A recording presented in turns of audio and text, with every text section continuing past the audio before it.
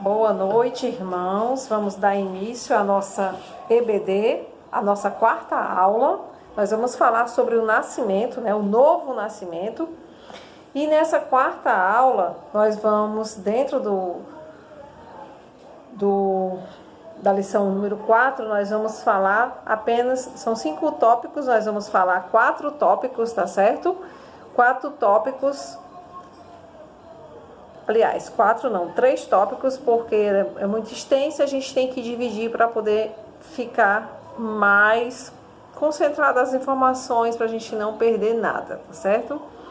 Então, os 3 primeiros tópicos que a gente vai estudar hoje, o primeiro tópico é o homem, segundo tópico é a eleição e o terceiro tópico a salvação. No primeiro tópico, nós vamos aprender sobre o homem.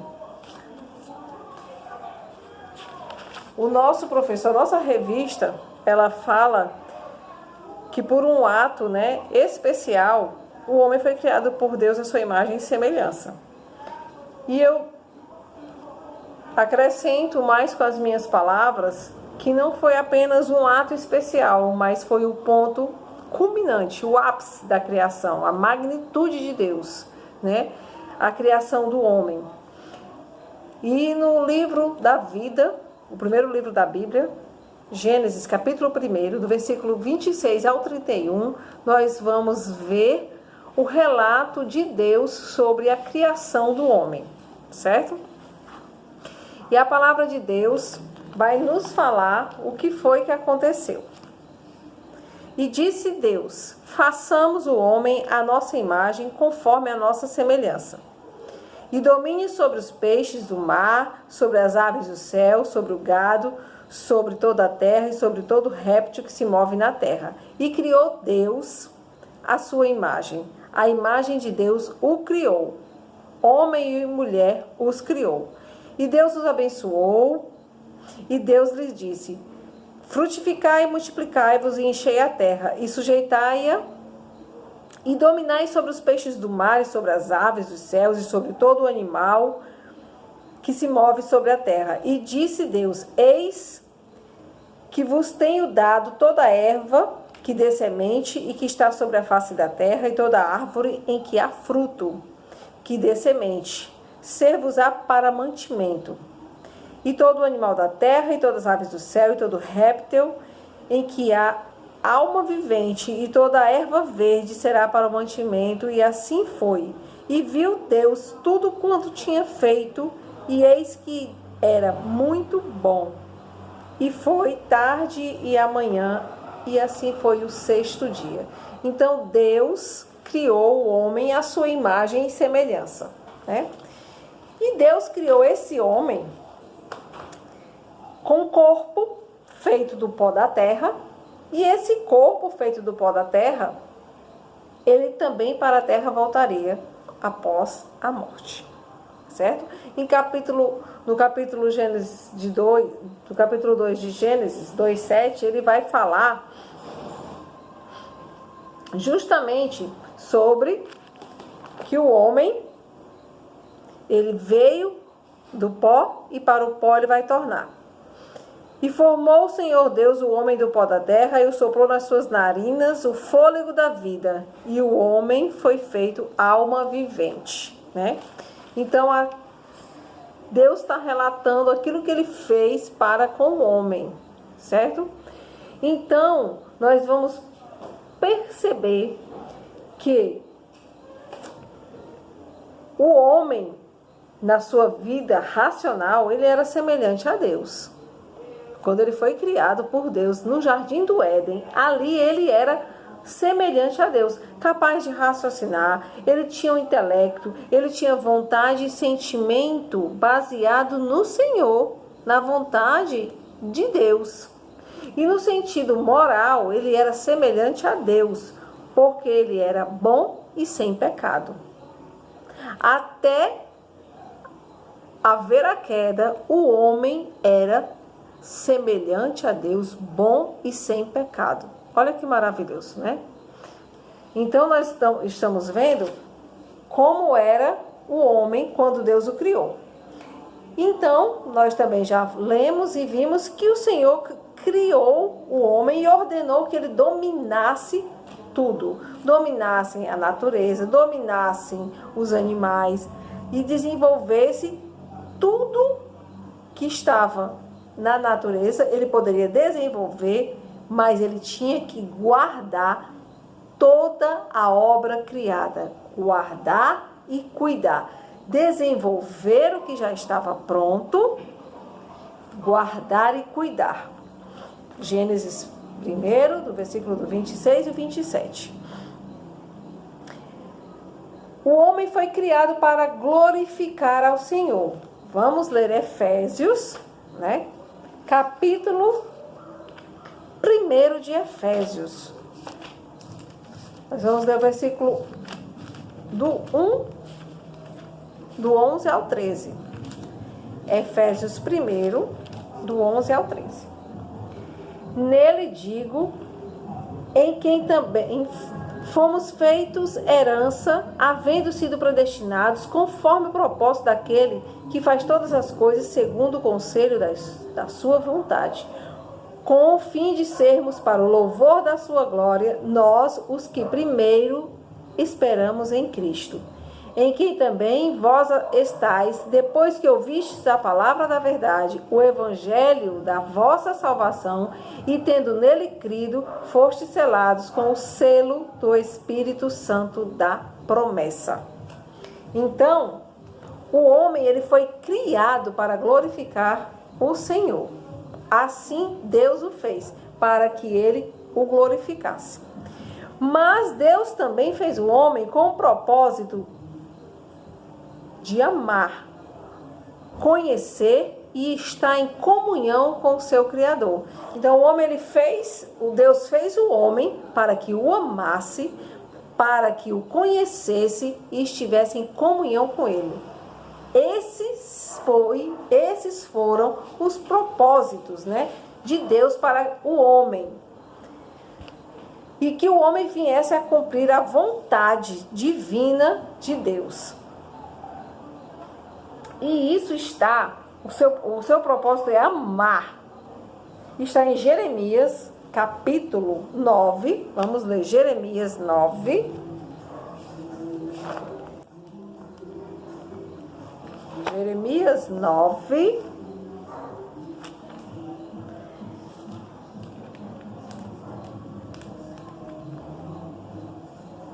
Versículo 23 e o 24, né?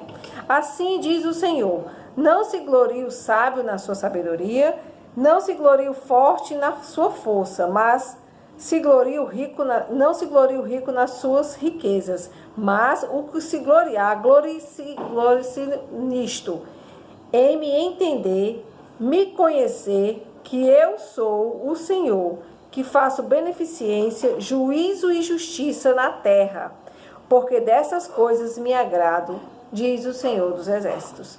Então o Senhor nos diz que o propósito dele foi ter criado o homem para que o homem o amasse, o conhecesse e vivesse em comunhão com ele, para cumprir a sua vontade divina. Jeremias ele já está relatando isso, que o homem não se glorie na sua própria força, não se glorie na sua própria sabedoria, e o rico não se glorie nas suas riquezas. Mas se você se gloriar, glorie-se em quê? Em conhecer a Deus, entender e conhecer o Senhor, este Deus que faz beneficência, juízo e justiça na terra. E dessas coisas ele se agrada, daquele homem que faz a vontade dele, né? E o Senhor criou este homem como um ser pessoal e espiritual. O homem ele tem a capacidade de perceber, conhecer e compreender, ainda que em parte, né? Não tudo, mas o homem ele tem um intelecto. Deus o criou com um intelecto para conhecer essas coisas, perceber, compreender. E nós vamos ver isso em 1 Tessalonicenses. Vamos ler o livro de 1 Tessalonicenses, no capítulo 4, o versículo 16 e 17. Porque o mesmo Senhor descerá do céu com alarido e com voz de arcanjo e com a trombeta de Deus, e os que morreram em Cristo ressuscitarão primeiro. Depois nós, os que ficarmos vivos, seremos arrebatados juntamente com ele nas nuvens, a encontrar o Senhor nos ares, e assim estaremos sempre com o Senhor. Deus criou o homem como um ser espiritual. Ele é um ser pessoal, como nós já vimos, feito de carne e osso, com desejos, vontades, intelecto, capacidade de amar, conhecer, compreender. Mas também este homem, ele é um ser espiritual e ele vai voltar para Deus, né? E ele diz bem claro no livro o apóstolo Paulo relata em 1 Tessalonicenses que nós, os que ficarmos vivos, vamos ser arrebatados, porque nós vamos para um outro lugar, para a glória com o Senhor, quando nós morrermos, né? Isso também aqui nós estamos tratando aqui sobre a ressurreição daqueles que já morreram em Cristo Jesus. E os que não forem, e os que não tiverem morrido, mas serão arrebatados juntamente com o Senhor nas nuvens, porque nós somos seres espirituais. Então, finalizamos o primeiro ponto, que é o ponto para a gente poder compreender quem é o homem. Agora nós vamos falar sobre a eleição. A eleição é a escolha feita por Deus em Cristo, desde a eternidade, de pessoas que ele já sabe que vai para a vida eterna.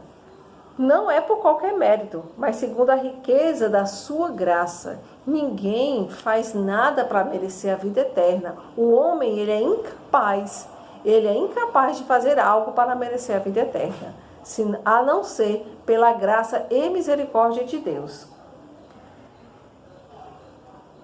Antes da criação do mundo, Deus, no exercício da sua soberania divina e a sua luz, a sua presciência de todas as coisas, ele nos elegeu, nos chamou, nos predestinou, nos justificou, nos glorificou. No correr dos tempos, os que aceitariam livremente o dom da salvação. Então Deus, ele já sabia já sabe quem é que vai ser salvo, né? Vamos ler Efésios, capítulo 1. A gente vai compreender. Novamente, a gente já leu Efésios, vamos ler novamente, só para a gente ter essa certeza, para ficar gravado, né? Como as tábuas da lei, na nossa cabecinha. O versículo 4 do capítulo 1 de Efésios diz: como também nos elegeu nele antes da fundação do mundo, para que fôssemos santos e irrepreensíveis diante dele em amor, nos predestinou para filhos de adoção por Cristo Jesus, para si mesmo, segundo o beneplácito da sua vontade, para louvor da sua glória, para o louvor da glória de sua graça, pela qual nos fez agradáveis a si no amado, em quem temos redenção pelo seu sangue, a remissão das ofensas segundo as riquezas da sua graça. Assim o Senhor nos elegeu. E baseado na soberania de Deus, essa eleição está em perfeita consonância, porque nós sabemos que nós podemos. Nós temos esse privilégio de sermos eleitos. Vamos ler 1 Pedro, capítulo 5, versículo 10. 1 Pedro 5, 10. Semelhantemente, 1 Pedro 5, 10, perdão. E o Deus de toda graça, que em Cristo Jesus nos chamou à sua eterna glória, depois de havermos padecido um pouco, ele mesmo vos aperfeiçoe, confirme, fortifique e estabeleça. Aqui ele está falando, né, que embora nós podemos padecer em algum, né, por algum momento temos padecido ou temos sofrido, mas nós vamos ser alcançados pelo Senhor, né? Então, aquele que foi chamado e escolhido pelo Senhor, o Senhor tem um propósito e um plano para a vida dele. Não vai escapar. Se Deus tem um plano e um propósito, vai ser chamado para salvação. A salvação do crente é eterna. Os salvos perseveram em Cristo e estão guardados pelo poder de Deus. Isso é maravilhoso. Nós temos a certeza que a salvação em Cristo Jesus, ela é eterna. E os salvos, eles estão perseverantes em Cristo. Estão guardados pelo poder de Deus. E nós lemos isso em João, capítulo 10. João, capítulo 10, fala sobre o bom pastor. O livro, né? O Evangelho segundo escreveu João, o capítulo 10 fala justamente desse bom pastor que é o nosso Senhor e Salvador Jesus Cristo. Capítulo 10, versículo 28. E dou-lhes a vida eterna, e nunca hão de perecer, e ninguém as arrebatará da minha mão. Então o Senhor, Ele nos deu a vida eterna. E Ele ainda diz mais: nunca hão de perecer. Ninguém vai arrebatar aquele que o Senhor tem por salvo. Ninguém tira, ninguém toma de suas mãos. Nenhuma força ou circunstância tem poder de separar o crente do amor de Deus. Nós vamos ler isso que o apóstolo Paulo escreveu em Romanos 8. Ele vai falar justamente que nenhum poder, nada vai nos separar do amor de Cristo, do amor de Deus que está em Cristo Jesus. Romanos capítulo 8, do 35 ao 39. Quem nos separará do amor de Deus, do amor de Cristo? A tribulação, a angústia, a perseguição, fome ou nudez, perigo ou espada? Como está escrito, por amor de ti somos entregues à morte todo dia, somos reputados como ovelha para o matadouro. Mas em todas estas coisas nós somos mais do que vencedores por aquele que nos amou. Porque estou bem certo de que nem morte, nem vida, nem os anjos, nem os principados, nem as potestades, nem o presente, nem o porvir, nem a altura, nem a profundidade, nem outra criatura nos poderá separar do amor de Deus que está em Cristo Jesus, o nosso Senhor. Então, fica claro, não há força nenhuma, nem circunstância que tenha o poder de separar aquele que o Senhor escolheu para a salvação. Aquele que o Senhor chamou para a sua maravilhosa luz. O novo nascimento, o perdão, a justificação, a adoção como filhos de Deus, a eleição e o dom do Espírito Santo assegura aos salvos a permanência na graça da salvação.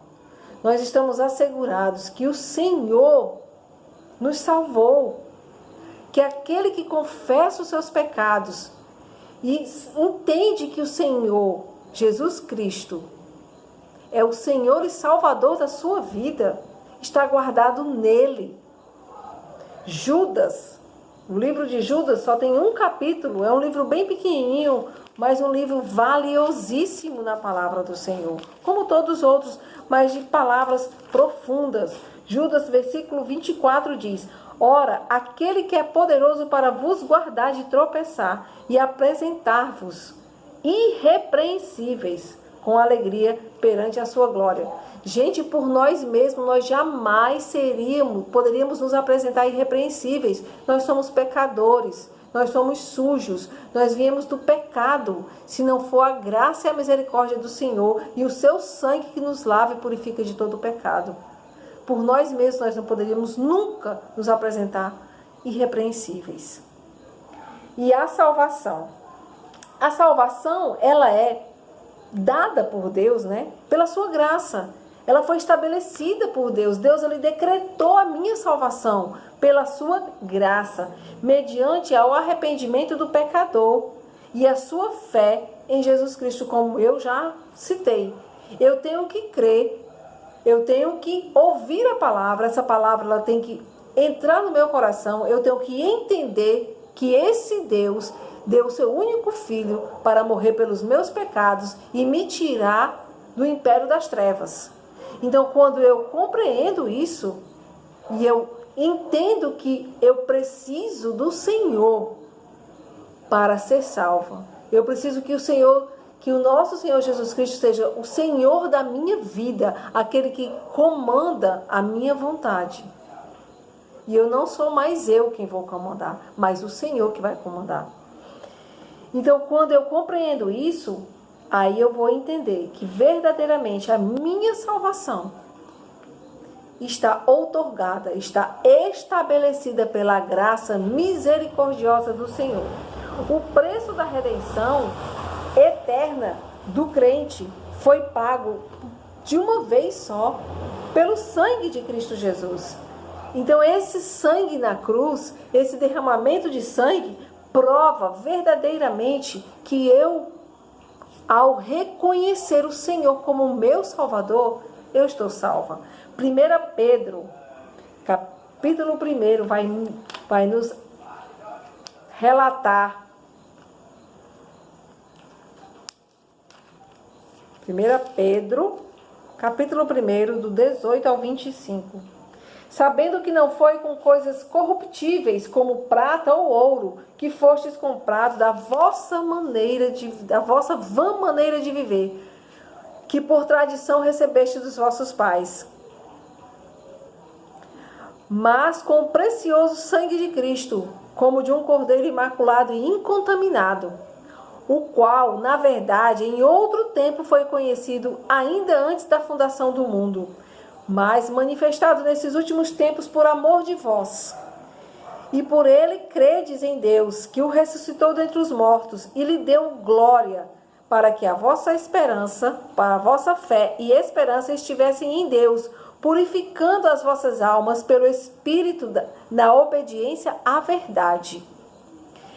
Para o amor fraternal não fingido, amai-vos ardentemente uns aos outros com coração puro, sendo de novo gerados, não de semente corruptível, mas da incorruptível, pela palavra de Deus viva e que permanece para sempre. Porque toda a carne é como a erva, e toda a glória do homem como a flor da erva. Secou-se a erva e caiu a sua flor. Mas a palavra do Senhor permanece para sempre. Esta é a palavra que entre vós foi evangelizada. Maravilhoso, perfeito. Nós precisamos entender que nós fomos gerados após nós reconhecermos quem é o Senhor. Nós somos gerados por uma semente incorruptível, uma semente incorruptível. E entendemos que a carne do homem, esse corpo, ele é como a erva. E toda a glória do homem é como a flor da erva. Ou seja, toda a glória do homem vai cair. Vai cair. Porque a glória é do Senhor e para o Senhor. A salvação é individual e significa a redenção do homem na inteireza do seu ser. Romanos 10. O apóstolo Paulo, fantástico, um homem totalmente usado por Deus, né? Por isso que nós temos essa preciosidade em nossas mãos, a palavra de Deus, a Bíblia. O apóstolo Paulo, capítulo 10, o livro de Romanos, escrito pelo apóstolo Paulo, capítulo 10, versículo 13. Porque todo aquele que invocar o nome do Senhor será salvo. Ou seja, a salvação minha não depende da salvação do meu marido, dos meus filhos.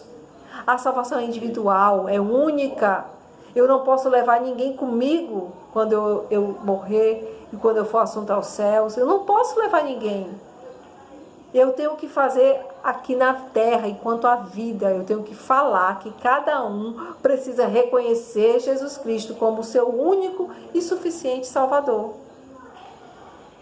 A salvação é um dom gratuito que Deus oferece a todos os homens e que compreende a regeneração, justificação, santificação e glorificação. Romanos 6, 23. Romanos 6, 23.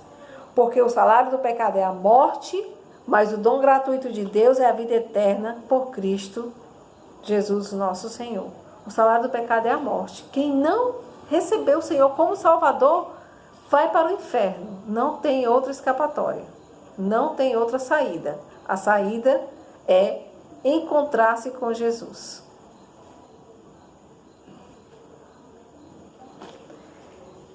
Então, a regeneração, o primeiro ato, é o ato inicial, o ato da salvação, o primeiro ato, né, da salvação em que Deus faz nascer de novo o pecador perdido. Pronto. Fazendo dele uma nova criatura. É obra do Espírito Santo que faz com que o pecador reconheça que está errado. Essa é a regeneração. Nesse ato, o novo crente, ele já é batizado, ele já é selado pelo Espírito Santo para o dia da redenção final e é liberto do castigo eterno. Então, a regeneração é o ato principal, é o primeiro ato da salvação do crente. É quando ele reconhece que está errado, que está com a vida suja, cheia de pecado e que ele precisa de Deus. Ele precisa do Filho de Deus para purificar a sua vida. Porque só o sangue de Cristo purifica o homem de todo pecado. A justificação. Nessa experiência de conversão, o homem perdido é reconciliado com Deus, que lhe concede perdão, justiça e paz. Romanos 8:1, ele diz: portanto, agora nenhuma condenação há para os que estão em Cristo Jesus, que não andam segundo a carne, mas segundo o Espírito. Agora não há mais nenhuma condenação, né? Nós estamos reconciliados com Deus. Então vamos para a justificação. A justificação, ela ocorre simultaneamente com a regeneração. Porque quando o homem ele se regenera, ele reconhece os seus pecados, ele reconhece que o Senhor Jesus é o único que pode lhe dar a salvação e a vida eterna, o ato de justificação já está embutido, já vem junto. É o ato pelo qual Deus, considerando os méritos do sacrifício salvífico de Cristo, absorve no perdão o homem de seus pecados. Ali, Cristo justifica a nossa vida, porque Ele já pagou o preço por mim. Ele já pagou por mim na cruz. Principalmente hoje, né? Nós estamos gravando hoje, Sexta-feira Santa. É um memorial para me lembrar que Jesus Cristo padeceu naquela cruz e foi por mim. Ele levou os meus pecados, foram cravados nele, no Calvário, lá naquela cruz. Então, a justificação desses pecados, quando Jesus ele morreu, quando ele se tornou pecado no meu lugar, ele me declarou justo perante Deus. E ele capacita o homem para uma vida de retidão diante de Deus e dos homens. Essa graça é concedida não por causa que nós fizemos qualquer obra para merecer. Claro que não. Nada que o homem venha fazer, ele pode fazer para se salvar, nada. Nada. Não é mérito meu, não há meritocracia nenhuma que eu possa fazer para ser salva. Foi o sangue de Cristo que me lavou de todo o pecado. A santificação, o outro ponto. A santificação é o processo que, principando na regeneração, leva o homem à realização dos propósitos de Deus. Então, eu estou na santificação, um processo, e eu vou a cada dia, realizando os propósitos de Deus na minha vida. E a santificação, ela é a busca da perfeição moral e espiritual de Jesus Cristo. Eu preciso buscar essa perfeição. E mediante a presença do poder do Espírito Santo que nele habita.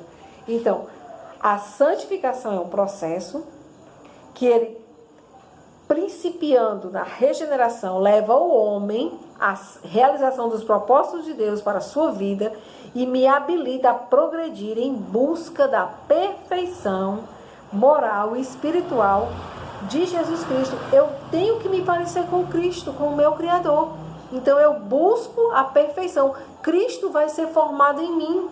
O meu caráter tem que ser formado igual o caráter de Cristo. As pessoas têm que olhar para mim e me ver como cristão. Por que que os apóstolos, no primeiro século, os discípulos foram chamados de cristãos?